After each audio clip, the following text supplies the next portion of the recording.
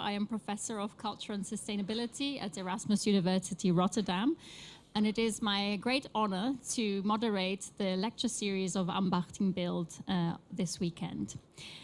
Today, this afternoon, we have a very special presentation. Sophie Prieto, who is head of department of the Atelier d'art at the GrandPalaisRmn. It's a tongue twister. We'll hear more about it. She will be giving us a presentation, giving us behind the scenes of the mold and cast workshop. So without further ado, I would like to invite Sophie Prieto on stage. Thank you very much.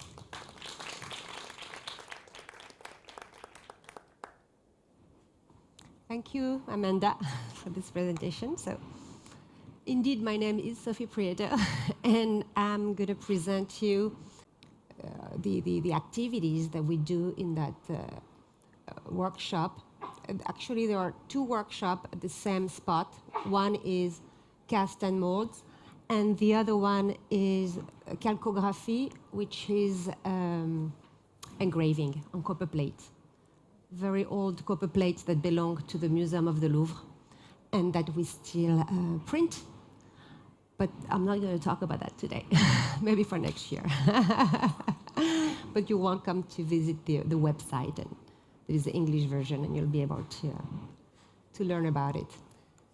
So this is very nice studio where we have a team of 9 molders that produce plaster casts, but also other material, but mainly plaster. It's our main production. And the question is, what do we do? So we do, as I said, plaster casts here from artwork. So it's always plaster casts from main master sculpture pieces. We do also molds. In order to do a plaster cast, you need the mold. And here you have Lorraine, who is applying silicone on the plaster model to produce a mold. Here you have a Michelangelo Virgin from Bruges.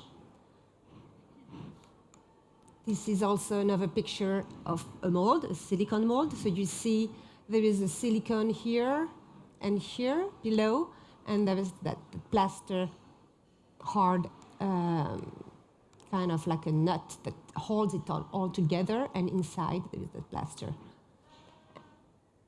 Another image of what a cast and a mold, how it works together. I think it's self-explanatory.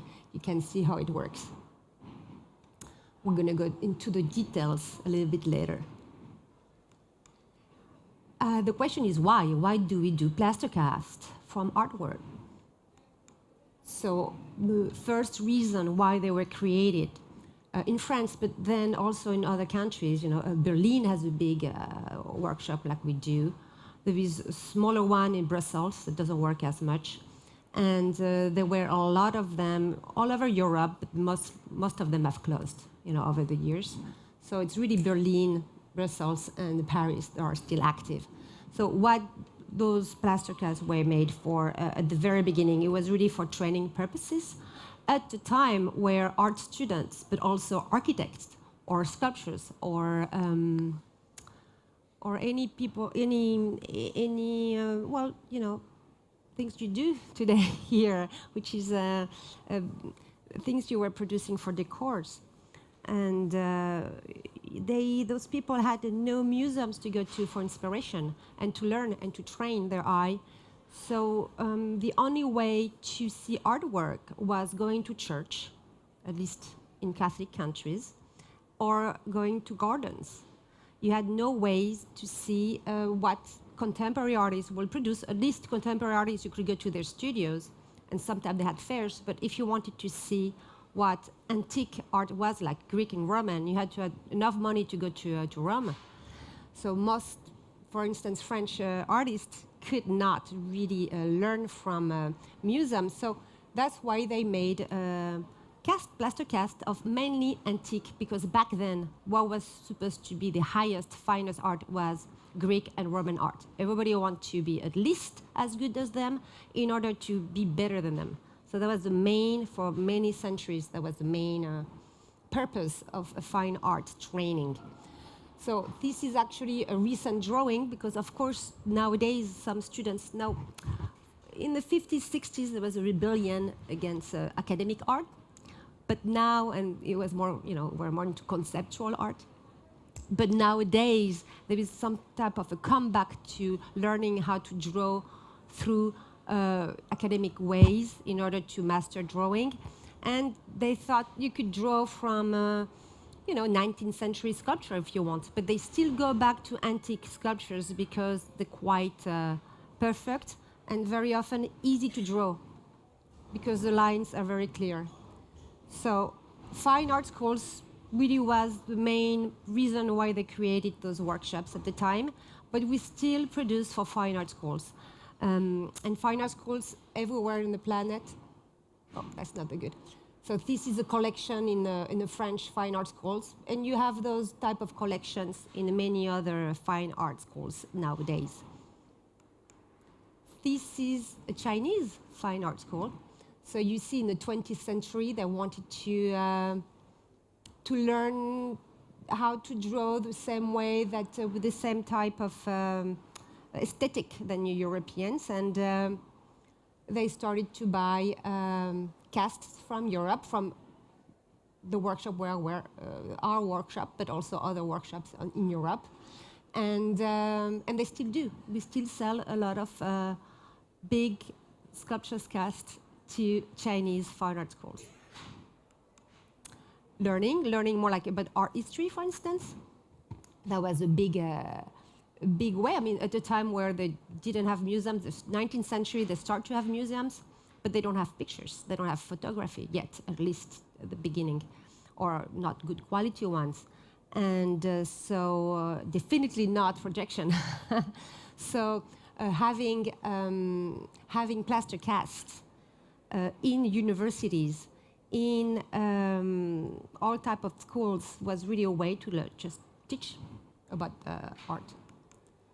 Here you have another way. It's really what I called artistic tool, which is artists in the studio really liked, like here there is a famous écorché of udon, the French, because you have no skin, you just have the muscles. That artists really like to see that in order to do their artwork. And here in that von Menzel painting, you really, what artists had in their studio, on the walls, before they ask for a model to come and to paint from, which is expensive, having an arm, having a finger, foot, having a hand, having a face, that was really helpful for them to do their projects.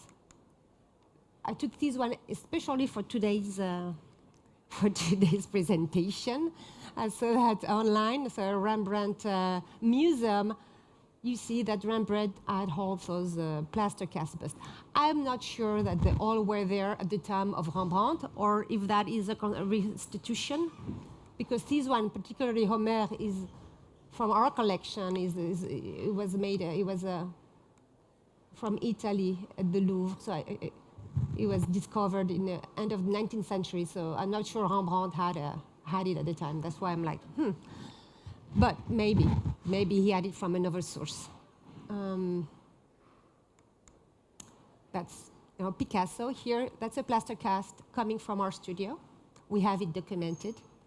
So it's a slave, dying slave from Michelangelo. So it's really, Picasso didn't do anything, didn't draw ever from that plaster cast. But for him, he had a lot of plaster cast. He used to buy plaster cast in stores. Many artists used to do that. Just again, some type of inspiration to be with around great artists that he admired. But here's, that was Picasso a long time ago, and now we still have artists that come to get inspiration into our studio. Here you have Jeff Koons. This is a model we have, and that's the mold. We made a fresh mold we made just for him. He wanted something very crispy, and that's making a mold. And that's what comes from the mold, and that's his addition. that's his only addition, but that's he's very actually a conceptual artist. So it's funny how conceptual art meets craft. Here, this is a Chinese artist. I was talking about China. This is an artist, Xu Zhen, quite famous, even in Europe. And it's about how Western world meets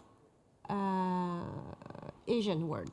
Here you have like antique, Greek antique torso of the Belvedere, and here you have Chinese Buddha body. So that's his biggie thing. So, and all those are plaster cast made. So really, that's what artists really get inspired. Here, other artists, American artist, a young American Daniel Arsham that does inclusions of crystal, and he's a French artist, Théo Mercier, that adds objects on the plaster cast. So it's quite infinite, and really, the plaster cast workshop in the 18th century was created because artists wanted to have it created. They needed the models, and so it's interesting for us to, I think, to continue to be a source of inspiration for the artists. Another use is like I called it sharing. This is a studio in the Louvre for visually impaired children and adults. You can touch the reproductions. Of course, you cannot touch the museum's artwork. And this one, oops, we didn't make it plaster. We brought the mold to a foundry, so it could be made in bronze and it could be touched without breaking it. So that's a gallery in the Louvre. If you go to the Louvre, there are many different artworks that are produced and again can be touched by not only visually impaired people, by anyone. It's always a nice way. You always want to touch sculpture, so it's a nice occasion. This is a subway in Paris, very close to the Louvre, and there are maybe 20 sculptures on each side. Each side is 20 plus 20, 40, as a way also to introduce the visitors to what they're gonna maybe see in the museum. So it's a museum outside of the museum. That's something that you can see in many cities in France, in subway stations or in big stores. This is an event in Tokyo this year that's closed last month, Osaka Universal Exhibition, and the theme was love. So we produced a bunch of replicas in resina, because plaster with the water, of course, melts. So that was in resin. Saving historical heritage. I know you've talked about the restoration. So this is Versailles, and this is the original sculpture in the gardens of Versailles, and they get damaged because of the pollution, the wind, mainly the sand that is brought by the wind, and so they bring it inside of the.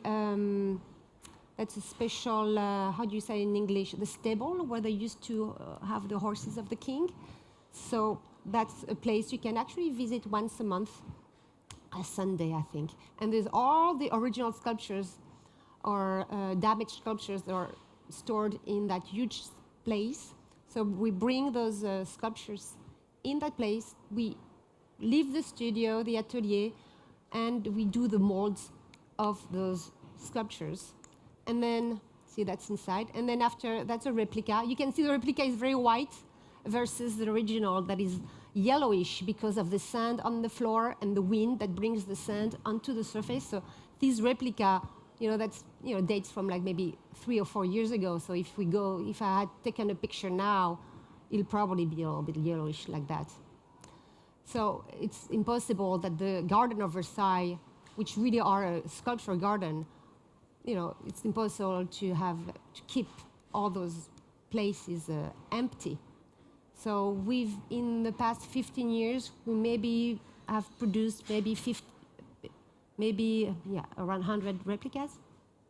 So almost 2/3 of the garden's sculptures are replicas nowadays.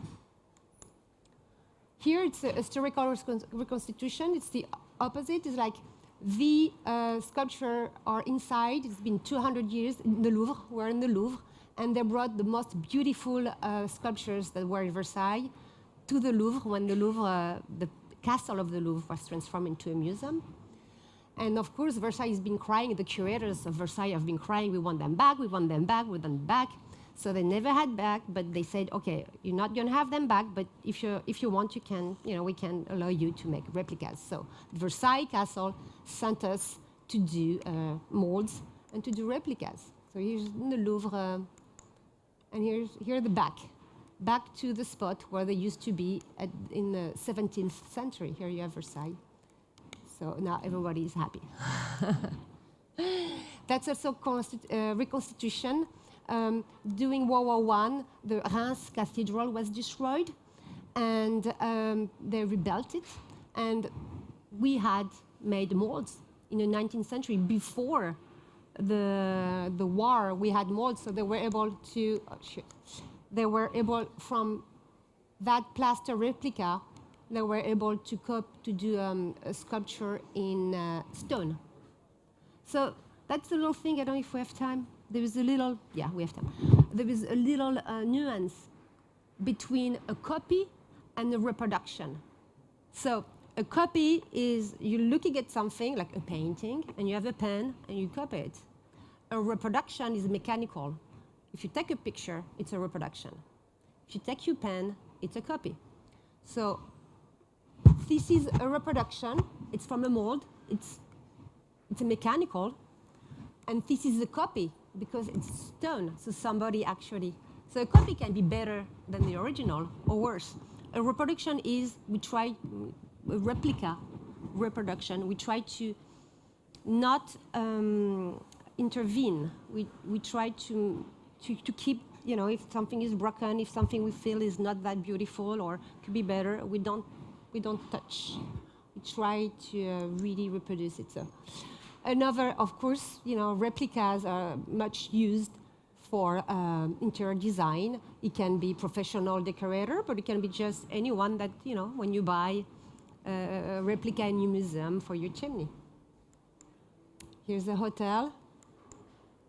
Here's museum shop, e-shop and museum shop at the Louvre or online. And usually they are either reduction of replicas, but also through the years, as the museum industry the museum shop becomes a big thing, we started to reproduce small sculptures in museums. So we could have the exact replica. People could. So most of the reproductions we sell in stores are original size. We've done the mold on the originals, but of course everybody wants the Venus of Milo, everybody wants Samothrace, so we've done reductions too. So what about the collection? To do replicas, you need really a collection of molds and models. So we have around 6,000 molds and 6,000 cast, I call them cast prototypes, but we call them models, which is that when we have to reproduce an original art sculpture, we do the molds with silicone on the piece. Then when the mold is made, we do a plaster cast, and that plaster cast goes on the shelves or in our storage, and that's really the master prototype, because the mold is going to be used 1, 10, 50 times, and after a while it's going to be used. We're going to have to do a new mold again. And of course, the museums, they're not going to let us go back very often, and as you saw, sometimes there's war destructions, the pieces have deteriorated, so we cannot go back. So those are very precious and valuable, because we don't know if we're going to be able to go back to the original in order to do our molds. So those have to be as beautiful as possible, so if when we go back to them, the molds is as precise as possible. Here you have two, there is the same one, but they're different because they've been, that's the one the museum had a long time ago, and they did restoration. So they wanted us to do another mold of the sculpture after restoration. And you see there are some, here you cannot really see, but there are some missing pieces. The head is not exactly the same position and everything. They can be, museums can be very finicky on details, and that's what we're here for. So those are the cast prototypes. So the collection goes from prehistory to the 30s. After the 30s, you have licensing issues with artists that were either alive or dead not that long time ago. So as you see, it's a very large workshop with many shelves, and all the periods are covered, and also all the continents. Europe, Asia, Africa, America. Of course, European art is what we have in the largest proportion. I think the only continent we don't represent is Australia. That's the storage for the molds. Here you have the Moses from Michelangelo, and that's his mold. See, you can see. Sometimes we have molds, and we don't have the model. Sometimes the model, and we don't have molds. That's more storage pictures, just for the pleasure of the eyes. So antique, 18th century, 17th century. Those are getting to the more like material-based phase of the presentation. We have the molds per se. So this is a plaster mold, gelatin mold, and silicone mold. Before silicone was invented and applied to what we do in the 60s or 70s, of course, what did we use? And even before, so the first molds were made in plaster. So because plaster is not supple, it was kind of like a puzzle. Little pieces of plaster that you have to put together, put the plaster and take away. See here, you see the seams. When you take away, you have to imagine when this mold is closed, you have a hole here, and you apply the plaster inside, and then you have to take each little piece of plaster away, and in between each piece of plaster, you have a seam. So then the molder had to really remove all the seams very carefully without, without damaging the original, without respecting what the artist wanted to do. So that was very time-consuming. But plaster, the quality of plaster mold is like plaster stays put, doesn't deform, doesn't move. I mean, you can have plaster molds, even 500 years old plaster molds. If they haven't been used a lot, they're still going to produce something fantastic. So we still have a lot of plaster molds in the collection. When we don't use them a lot, there's no reason to replace them or throw them away. This is a gelatin mold that was a 19th century invention. And you have to imagine that it's like gelatin used to replace what we use now for silicone. It was a type of, had the same way to be used as silicone, except that after 10 times, when you use it 10 times in a row, you had to throw it away. And you had to do 10 casts right away. You could not wait. You had to really use that mold the same day or the following days. So that produced a lot of stock. Overstocking, and that was also difficult. The gelatin had to be heated up, had to be, would damage the models. So now we've replaced entirely the gelatin molds by silicone molds. And I'll explain you how we go about it a bit later. So I'm going to go back to the origin of the collection. The collection is today those 6,000 molds and 6,000 master models are the result of the merger of 5 big national workshops. So the Louvre, the Atelier of the Louvre, the Museum of the Louvre. So the Louvre was a castle, and during the French Revolution, when you might have heard that they cut the head of the French kings, so no more kings. So what do we do with the king's castle? Then that's when they decided to transform it into a museum. And a year after, they decided they needed to have an atelier, they have a workshop inside, because the museum was almost empty. They had a few sculptures they had taken from Versailles, from aristocrats, but they didn't have enough sculptures, so they needed to fill it up with plaster casts. And of course, it was all antiques. But then after they decided, oh, Michelangelo is not bad. Oh, Renaissance is not bad. 17th century art is not bad. And that's how they ended up filling it up with more than just antique Greek and Roman antique art piece.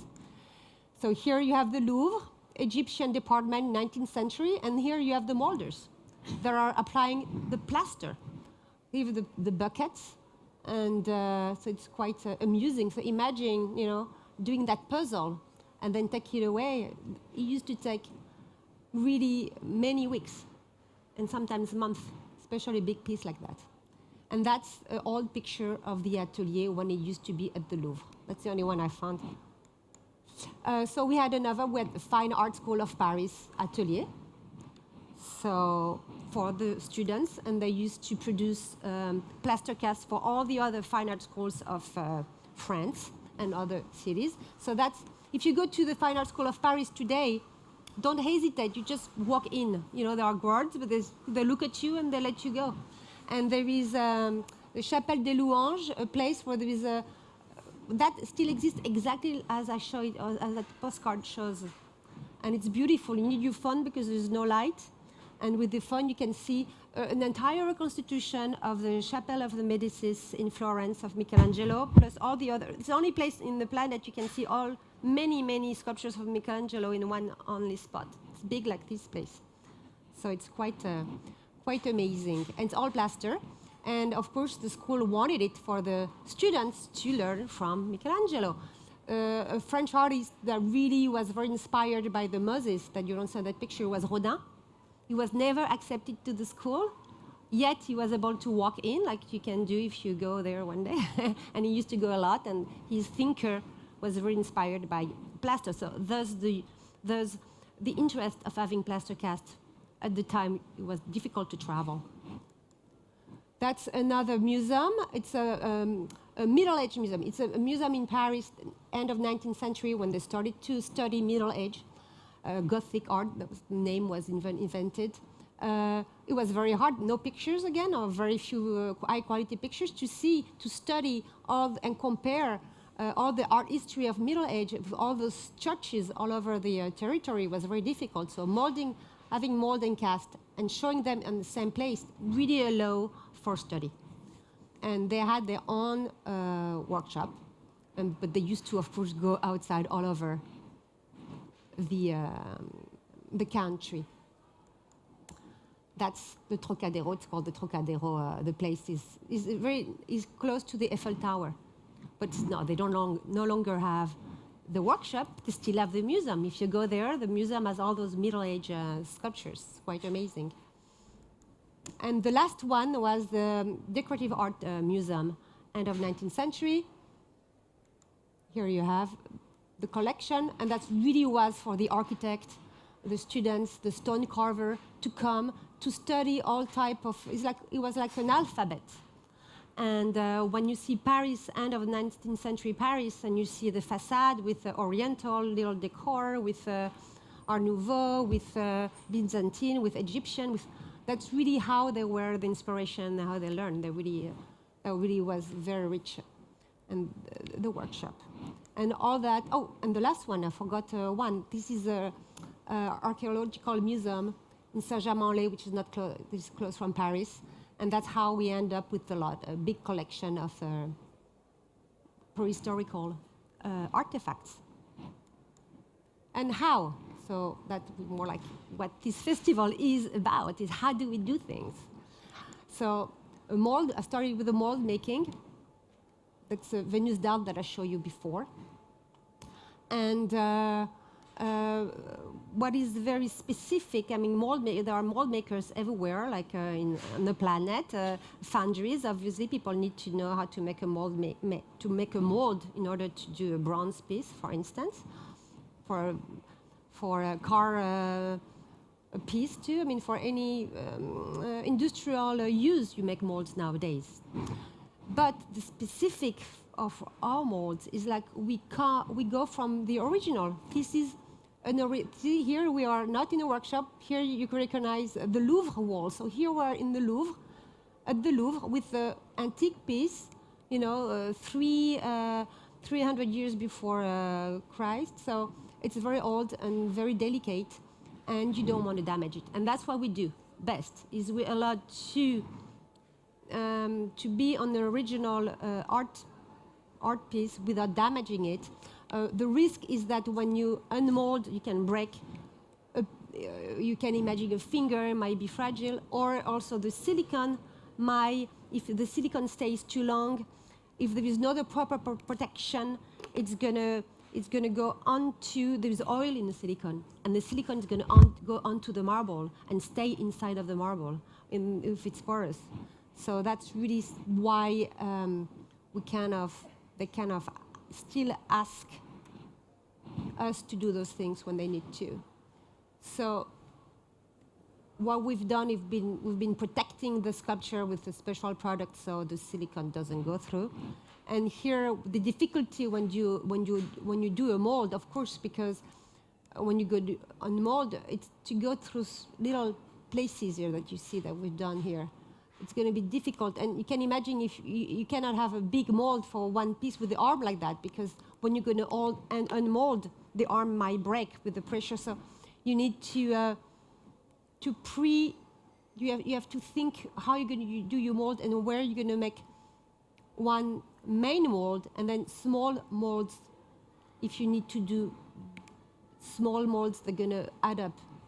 So that's the process here. See here, the molder decided, well, we're going to cut the arm here. I mean, we're not going to really cut the arm, but the mold is going to be in different pieces. So there's going to be one piece, another piece, and so on. And here they put plastilin, which is a kind of little Play-Doh, to make the separation.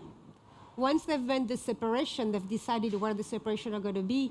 They're going to apply the silicone, many layers. So you have another layer of silicone, and here you have the separation. And here you have the other separation, because the mold, to unmold, you're going to have to open it.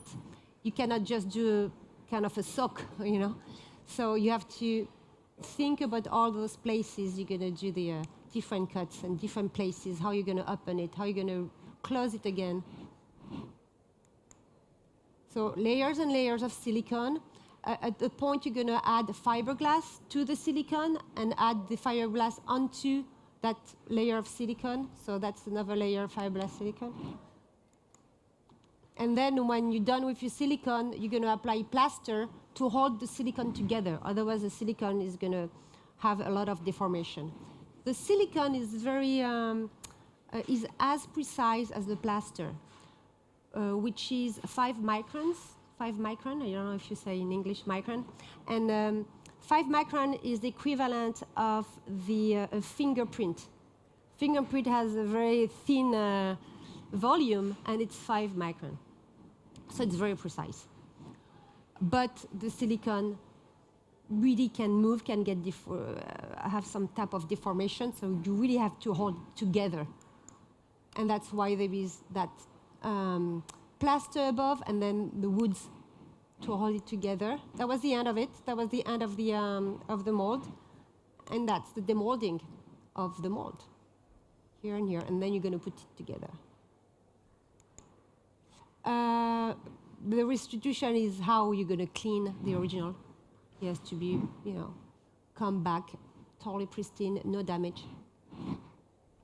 And what really matters, in order to not damage the original, really the real secret is time.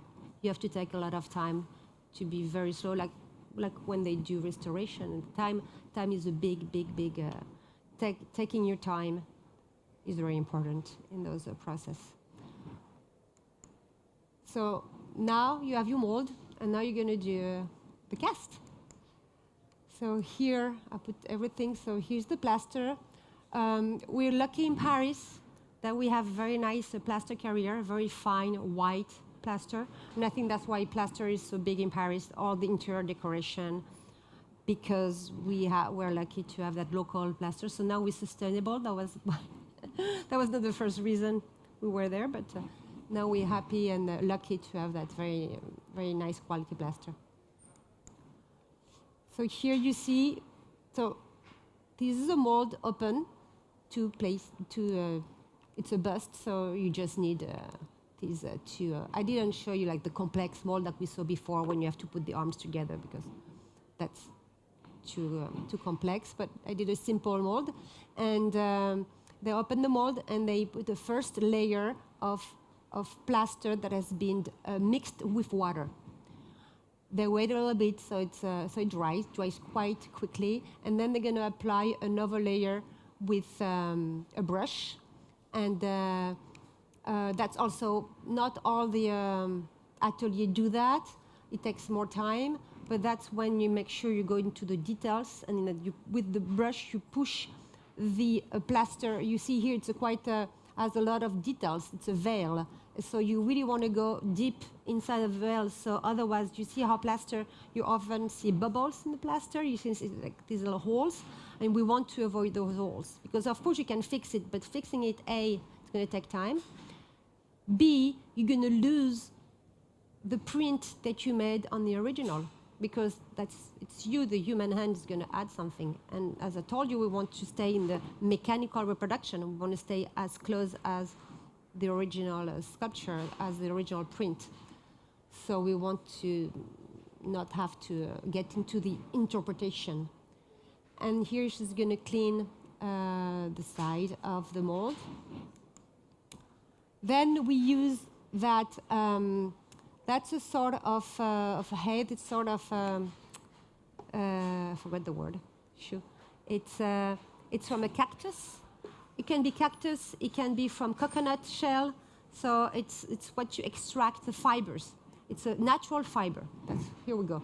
So natural fiber that come from hemp too. So it can come from different places.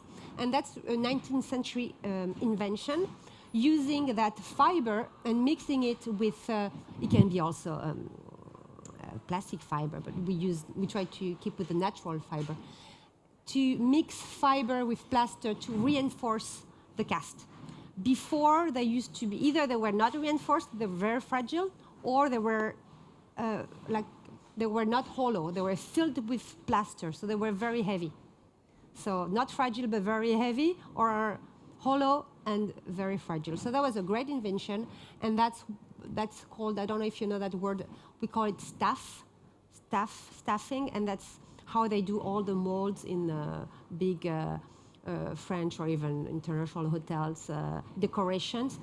That invention of staff, of adding that fiber, was really very important in interior architecture.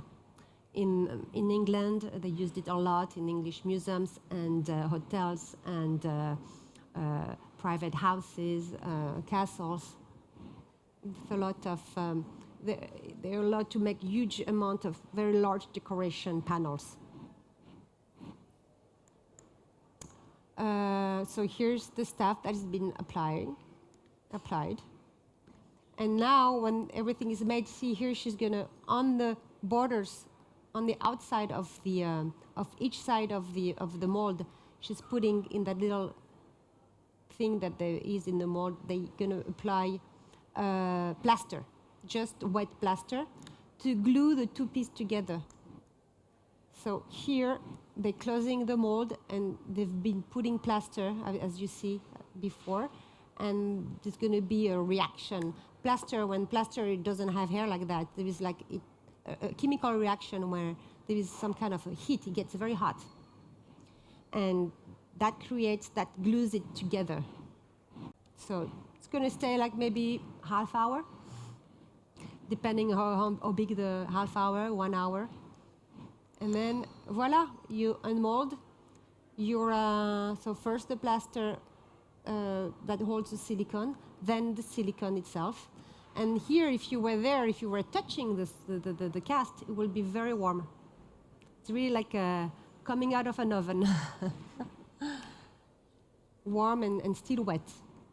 We have to dry it, we actually dry it to place. And then, well, and it's not like the plaster cast of 19th century, but yet here there is a seam. Of course, here, all around the two pieces you have that seam that you have to take away. And that's where the worker have to be very delicate. You know, you don't want to change the volume. Very often, a worker is not that good. They're going to make it flat, and you don't want it to be flat. And they're gonna work many hours. At the end, you're not supposed to see anything. If sometimes here you have a seam here, you have a seam here. They have to make sure there is no bubbles, and sometimes they have to really go deeper and add plaster on top of it, so you don't see anything. See here, you're getting to a perfect plaster mold. You can have plaster mold made very fast, and we're going to sell to a very low price. But if you spend many hours, sometimes days, then it's going to be more expensive. And plaster per se doesn't cost much, but the work you put into it is what's going to bring the cost up. Who is this? Who is the artist who made this original? Yes, it's an Italian artist, 19th century. It's called Strazza. It's really Italian. Usually he was from Naples in the south of Italy, but he's actually not from Naples, he's from the north of Italy. But he was really virtuoso. They liked to show how good they were, having veils on their sculptures. So there was a big trend in Italy to show how good they were. Marble, I mean, imagining having to sculpt marble to have that effect. Strazza. And it's kept in the convent in Montreal, Canada, the original. So after you're done with the plaster, I mean, it's very beautiful. Plaster, no patina plaster, just pure like that is beautiful, but it can be a little bit yellowish. It can change color. It's going to have some dust. So we very often our clients want us to apply patina. And also patina allows you to reproduce the original material in which the sculpture was made. So this is very, like the molding, it's a very old technique that we still produce. Nowadays, most people use acrylic. We use shellac. So shellac is like it's a varnish. That shellac is natural. It comes from a bug, Asian bug, a shell, the bug shell, and it comes in different colors. It's very often used by people that work the wood. I don't know if there's any wood or art people here, but to color the wood, the shellac, to protect the wood and color it, and it's a very natural ingredient. I mean, they used to make chewing gum from it in the 19th century. Shellac for the hair is shellac. It's very inoffensive. It's a natural varnish you can eat. So, you know, now that we're into a sustainable industry, we're like, oh, it's good. You know, that's not why we kept it all those years, but, you know, now we're pretty happy to use it because usually shellac, chemical shellac is quite strong and smelly. So it's mixed with alcohol and with pigment according to the color we want. The shellac here, you can see that the idea is to have here terracotta, here stone, yellow stone. We want to have the same color than the regular, the material of the original sculpture, and the idea of the passing of time. So here are different types of, material we can reproduce, but it's only a few samples. I mean, it can be anything. Very often, if a museum that is in Paris asks us to do patina, then we're lucky enough to be able to go there and do the patina in front of the original. It's always better than from pictures, because of course pictures, you know, when you print or look, each time you look at the picture, different screen, you're gonna have different colors, so seeing the original is always better. Here's, you know, you can see the techniques, a first layer, second layer, the third layer, fourth, and so until the final result. And once you're there, if you brush a few parts, you're gonna be able to have, see here, she's taking away the first layers in order to get to the last layers and to have that idea of the sculpture that has been used by time. So that layering effect also gives some like glazing effect. See, and that's we go to the museum, and the best way is to take a sketch and to do it rather than a picture. And we have a huge amount of archives with those very old. Sometimes they're very old. The sketches have been made, 100 years ago, 200 years ago. And see, sometimes that was from a Coco Chanel museum. They brought us the original, so we were able to do the replica just next to the original. So we're all a bit, it's a little bit like forgery somehow. But we always say, we always have a little stamp, and we always say we always write it down that it's a replica on the back of the piece. So that's up to today. That's what we've been doing for 200 years ago. So what's next? So of course, the enemy of all the art and craft is 3D technology, but it doesn't replace what we do, at least as for now. As I told you, silicone or plaster, we get 5 microns. Today with 3D, if we get to 50 microns, we're very happy. And yet there's a small machine, you have to glue things together. So it's more expensive and it's not as precise. But sometimes we have no other way. Like here, they did a restoration of the wing of the, actually this kind of went down, of the wing of the Samothrace, the Victory of Samothrace. And the museum wanted us to do all our replicas again to include the restoration, especially the wing. So we did a 3D, we redid the wing, we printed the wing in 3D, and we molded the wing, and we, produced a new wing from that new 3D. We just printed the wing. We didn't print in the entire body because we had the mold of the original. It was 5 microns definition. We didn't want to switch to 50 or 100, plus it was very expensive. So we just did the wing, a little bit like Frankenstein, and here's the wing that is replaced. And see, that's the part that was restored. Like 10 years ago, that feather was in a box. It was part of many little pieces of stones that they found on location in Greece, and they didn't know where to put them. And with computers, they decided that they're 90% sure that it was here, but they're not totally sure that it was there originally. So that's what we did. We did all that in order to get that little feather back on place. But we do 3D when we really need to, when the pieces are too fragile. Sometimes we just cannot do direct prints. We have to go through 3D. But we try right now to work into sustainable production. So what we do is, like, sometimes in museum stores, with a ring, people are going to touch the little reproduction. They're going to damage the patina. So we bring them back, and the patina workshop, they're going to apply on the spot that was damaged. They're going to do little artistic things, like kintsugi, like you have the kintsugi workshop, and we're going to be able to sell it back. Before, we used to just to destroy them. Everything that was damaged was destroyed. Now we bring it back to production.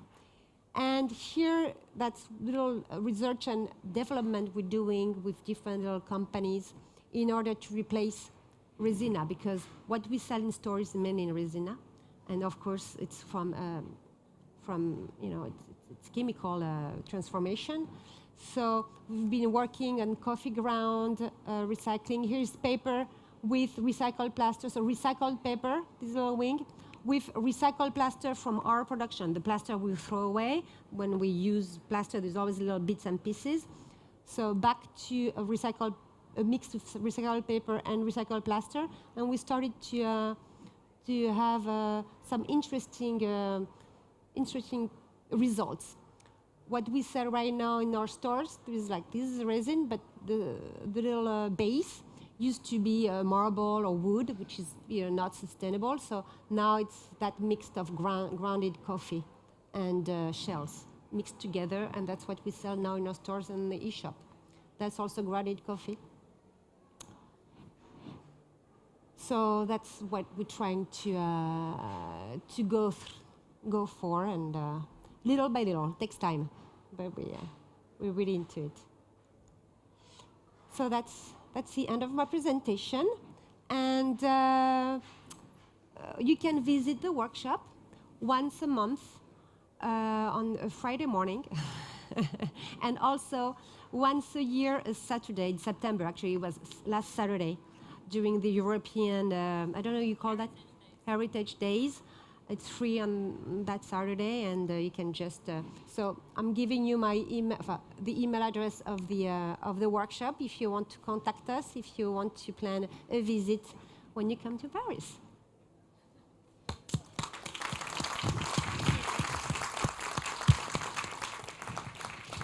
Thank you so much, Sophie, for this very inspiring presentation with so many examples. I'm sure many of us have seen the work of your atelier in holidays in France. So I'm curious, who can I hand the microphone to for the first question? Is there like a copyright on the old statues, or is that from later age? Yes, the later age. They are like, we stopped the collection to the 30s. So can an artist have you copy an old statue Yes. and then That's what I should. do his own things with Exactly. yes, That's what with happens. the blue ball? So we gonna when artists come, the artist finances the replica, but then he's allowed to do anything he wants. What did you study yourself? Was it like art history, also Yeah. sculpture? I am an art historian myself. Is there a sculpture that you would really like to copy, but to reproduce, but that's not possible? In the collection, we have this very nice, large Michelangelo collection, and we don't have the David, and we don't have the authorization, and it will be very expensive. Well, you know, but if somebody wanted one, we could. But no, I think it's not going to be possible. Can you explain the name GrandPalaisRmn and Atelier? It's a good question, because actually we changed name. I mean, the first name was Atelier du Louvre, and until 20 years or less, at least we were called like that. Then the Louvre didn't want us to have that name, even if we were born at the Louvre. And then we became what was the name of the company that was managing that studio, which was the RMN, which is Réunion des Musées Nationaux, which is the National Museum Union, you know, it's a union, it's a company that does the museum stores, the exhibitions, the publications, so it works for museums. And recently, we merged with the Grand Palais, which is a big exhibition hall in Paris. It's just public politics, you know, French politics. So now we have that. And last year our name was RMN Grand Palais, so that was already the merger, and they decided to change it to GrandPalaisRmn. It's just, you know, every so often, so you have to change all the stationery, the website. We're not based in the Grand Palais. We actually so we used to be based in the Louvre, then in the other places we merged with, and in 1997, they moved to Saint-Denis, which is a very close city to Paris.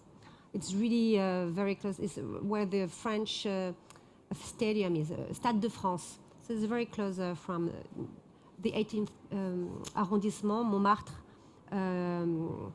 place. You know, it's very close from Montmartre. And there is a subway that goes just right there, so it's quite easy. But this Grand Palais and us is the same company, but we're not in the Grand Palais. Even if you go to the Grand Palais now that has reopened, it's something near the Grand Palais. I'm doing the advertisement for the Grand Palais. Now you can enter the Grand Palais even if you don't go to an exhibition, free. Before you had to pay and see an exhibition. Now there is the entrance, the middle entrance, and you can just walk, and it's free, and it's very beautiful. Then of course there are shops, and they want you to go to the shops, to the restaurants, but you can just walk through it and see both sides. And you know, if you go to Paris, you have to go there because what they've done is quite spectacular. The way there were a lot of walls separating different areas, very huge walls, and with plaster that had been closed throughout the century, and they took everything down. So now what you see is that iron structure, and it's all open. It's quite spectacular. But it's not the subject of the day. You showed us some very interesting techniques. Yeah. I wonder if the process is done by one person or multiple people. So is there a team behind what you showed us? Or when you have to do the print of a sculpture, the mold of a sculpture, it depends of the size of sculpture. If it's small, it's going to be one person. If it's big, then it's easier if there are several, it goes faster, especially if it's an original and you don't want the silicone to stay for too long. 3 weeks is the max. So if 3 weeks you can do a large piece, but you have to be 2 or 3 person on the large Versailles piece. And same thing when you do a cast. It's faster if you're like, depends how fast you have to deliver to the clients too. But yeah, it can be 2, 3, sometimes 4 people on the same sculpture. And do people, they come, I guess, fully trained, but also learn on the job when they join the team? They're never fully trained because they're very specific. They sometimes know how to do a mold, they know the staff techniques to do plaster work, plaster decoration, but they never train to do very complex mold. Imagine a horse or a lady holding a baby, so you have all those little arms and legs. So molding an original, nobody knows exactly how to protect the original. No, from outside, nobody knows how to do a plaster that's going to be perfect without, they don't have that degree of excellence. They're going to be, oh, it's nice, it's perfect. They're not going to see what we see or the defects because they're so used to see. So that's really where people learn at our place. We often have apprenticeships. They come from plaster schools, but main plaster schools, not refined. So they really learn the final touch and the how to do the finishing to the very end of the finishing. And the patina that people learn how to do on flat surface, like you have like a faux illusion that people know how to do on the wall, on the flat, but to do it in volume and to do the type of patina we do with shellac, people come from decor trainings and then they finish it at our place, 1 or 2 years at least. Yeah. Well, thank you. I think you'll see some of us popping up at your atelier in the not so distant future. Thank you so much, Sophie. For this Thank you, Amanda. Thank you.